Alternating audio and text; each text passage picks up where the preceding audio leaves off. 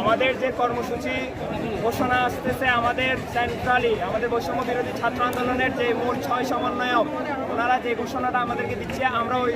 ঘোষণার অনুযায়ী আমরা আমাদের কর্মসূচি পালন করার সর্বোচ্চ চেষ্টা করছি। এবং